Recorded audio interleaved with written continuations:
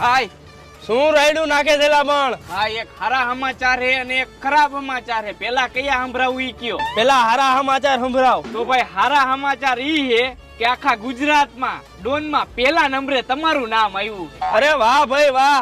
આજુબાજુના 12 ગામમાં જમણવારનો પ્રોગ્રામ ગોઠવો અને નાચવા વાળીઓને બોલાવો અને તું દેશી દારૂ વાળાને તું ઇંગ્લિશ દારૂ વાળાને કહી દે અને 12 ગામમાં મારું નામ ગુંજી ઉઠવું જોઈએ. જાવ જલ્દી હાલો.